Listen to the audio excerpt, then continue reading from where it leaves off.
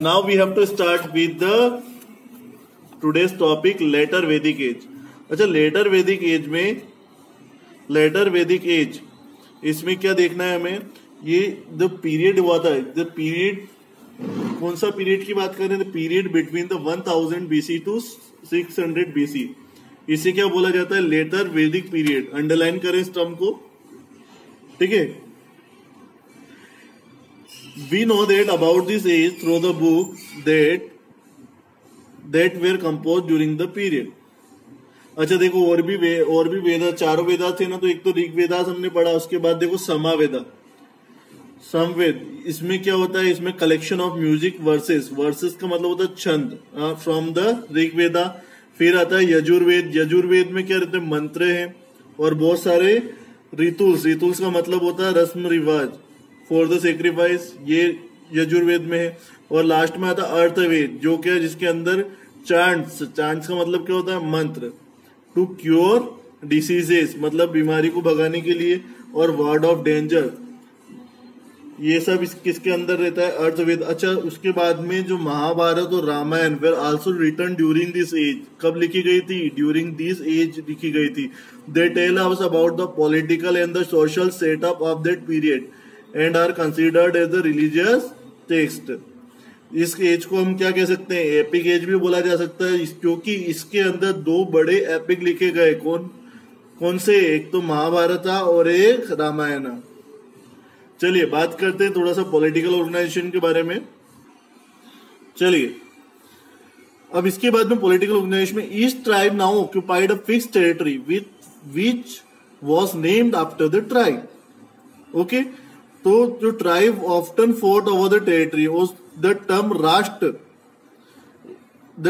राष्ट्र का नाम दिया गया जो इंडिकेट करता था टेरिटरी. फर्स्ट अपियर्ड हुई इन दिस पीरियड. अच्छा इस पीरियड के दौरान किंग्स बिकेम वेरी पावरफुल. और किंग्स की जो पोजीशन रही वो बिकेम हेरिडेटरी, मतलब पहले राजा का बच्चा राजा, ऐसे hereditary. He lived luxurious life in A palace. Luxurious life जीता था. He received regular taxes in the form of food gains और कैटल्स. मतलब वहां के पॉलिटिकल ऑर्गेनाइजेशन के बारे में बताया जा रहा है कि फिक्स्ड टेरिटरी हो गई, राष्ट्र हो गया. और जो किंग था वो बहुत पावरफुल था, उसके हेरिडिटरी था, रेगुलर टैक्स कलेक्ट करता था. He appointed officers to collect, और उसने टैक्स कलेक्ट करने के लिए ऑफिसर्स भी अपॉइंट किए. He maintain law and order to all major decision which were taken by him. Law and order भी मेंटेन किए. The sabha and samiti assisted him but did not curtail his power.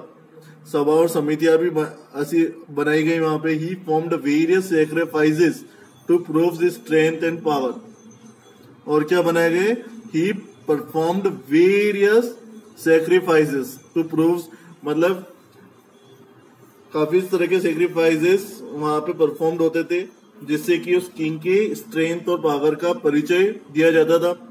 अब बात करेंगे, now we will talk about the status of women during the later Vedic age. पहले जो पढ़ा था हमने बिफोर वैदिक एज, ऋग वेदास के बारे में पढ़ा था. नाउ लेटर वैदिक एज के बारे में पढ़ रहे हैं, 1000 से 600 BC के बारे में. तो status of women.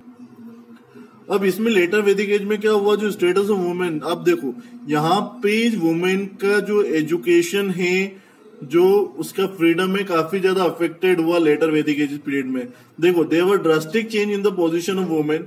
They are not educated और allowed to read the Vedas. उन्हें ज्यादा एजुकेटेड नहीं बनाया जाता था और उन्हें वेदास पढ़ने की अनुमति नहीं दी जाती थी. They are no longer participate in, सभा में भी पार्टिसिपेट नहीं कर सकती थी.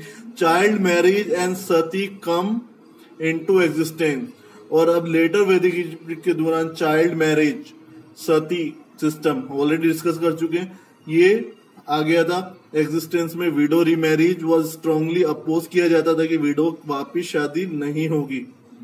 The women was suppose to be under the control of her father and later her husband. जो वुमेन रहती थी वो पहले फादर के कंट्रोल में रहने लगी, फिर बाद में हस्बैंड के कंट्रोल में. मतलब एक तरह से वुमेन का स्टेटस काफी बन गया. Now we will talk about the caste system. The caste system was developed gradually. अब धीरे धीरे कास्ट सिस्टम भी ग्रेजुअली डेवलप हुआ. Aryans made the defeated Dasas to unpleasant work. The Aryans made defeated जो दास थे उनसे क्या किया, अनप्लीजेंट वर्क कराए। और division was created, division and fair skin Aryans, जो डिवीजन बना दिया गया दास और जो फेयर स्किन आर्यंस थे उनके बीच में। और दास को एक नया नाम दिया गया Shudras, were not allowed to take part in the Aryan ceremony, और आर्यन की किसी भी सेरेमनी में पार्टिसिपेट नहीं कर सकते थे। अच्छा, जो कास्ट सिस्टम थी उसमें 4 कास्टें थी। कौन कौन सी? ब्राह्मण्स, अंडरलाइन करें थे टर्म्स को, ब्राह्मण्स, क्षत्रिय, वैश्य और शूद्रास। अच्छा, we will be learning more about the caste system in the later chapter. अच्छा, इनके बारे में ब्राह्मण, क्षत्रिय, वैश्य, इनके बारे में लेटर चैप्टर में डिटेल में पढ़ेंगे। नाउ लेटर वैदिक एज की economic life, agriculture became very important. Copper, bronze और आयरन इम्प्लीमेंट्स यूज होने लगे। द मेन क्रॉप कौन से थे? Rice, wheat, rice and barley, जो artisan produced better goods. Weaving was practiced on a wide scale, mostly by the women. Now we will talk about the religion during this period. Now new gods was worshipped. अच्छा, पहले हमने देखा था कि religion में कौन कौन से गॉड्स वर वर्शिप्ड थे, कौन कौन से गॉड्स की वर्शिप की जाती थी। Now Prajapati the creator was most important, है ना, and he was later called, किसको? प्रजापति को क्या कहा गया later? Brahma. Shiva and Vishnu were also worshipped, अब इसमें शिवा और विष्णु भगवान को भी वर्शिप किया जाने लगा। Idol worship has been also begin, sacrifice were performed to please the god who was blessed the people. Thus the Aryan brought with them their custom and the way of thinking influenced the life of the nature. ठीक है, तो इसमें क्या हुआ? Religion में नए God's को दर्जा दिया गया। प्रजापति सबसे ज्यादा इंपॉर्टेंट थे, जिन्हें बाद में ब्रह्मा बोला गया। शिव भगवान, विष्णु भगवान को भी वर्शिप किया जाने लगा।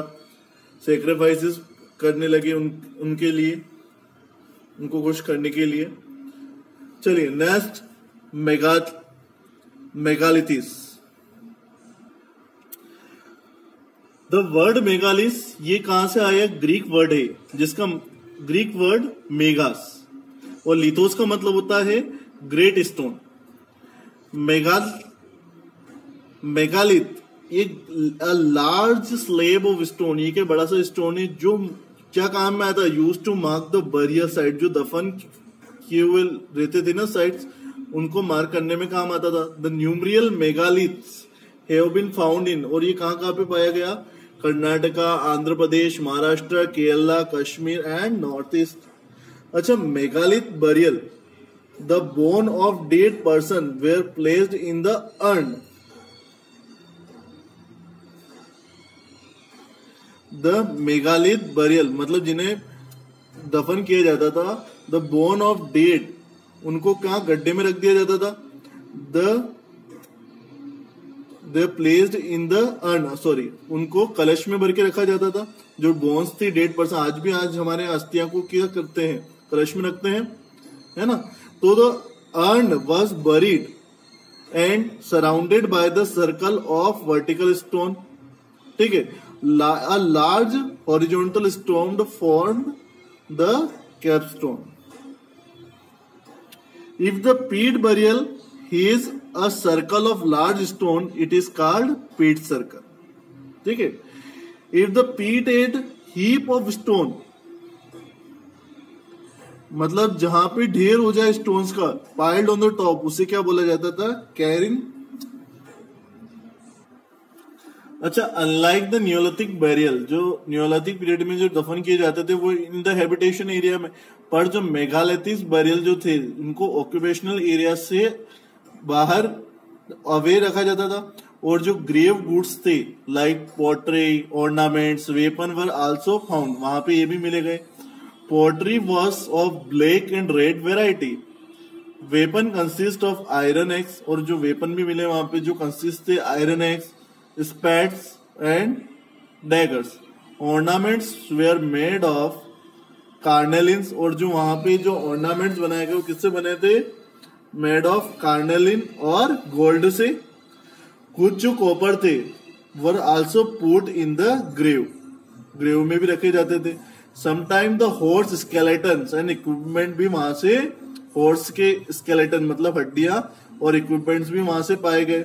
Number of grave goods probably depend on the status of the person, और जो ग्रेव में जो गुड्स रखे जाते थे वो किसके, पर्सन की स्टेटस के हिसाब से रखे जाते थे, उसका स्टेटस कैसा है। The presence of good is indicative of their beliefs in the after life. Some graves have skeleton of more than one person, कुछ ग्रेव्स में ज्यादा स्केलेटन्स भी थी, मतलब एक से ज्यादा पर्सन की।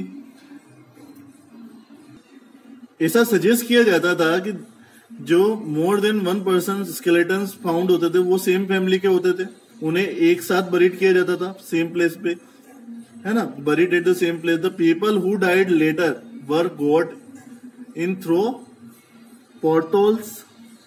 अच्छा, जो मेगालिथ सी उसे were built with a great care and must have been an important part of the lives, और ये क्या है, इम्पोर्टेंट एक पार्ट थी लाइव्स और बिलीव्स था पीपल्स का, जो उन्हें कंस्ट्रक्ट करता था। ठीक है, now we will talk about the few important terms. अच्छा, थोड़ा सा डिस्कस करेंगे। हिम्स मतलब होता है प्रेयर सॉन्ग्स, मतलब श्लोक भी बोल सकते हैं इसको। Veda, book of knowledge. Megalith अभी पढ़ा हमने। Large boulders used to make burial sites, मतलब जो मार्क करने के लिए जो काम में आता था,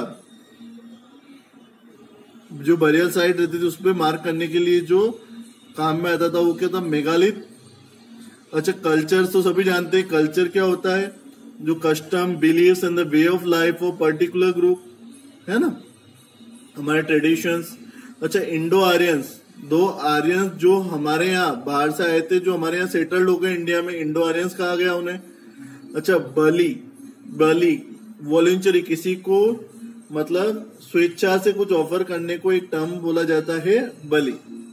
okay, now read this chapter once again, question answer we will do.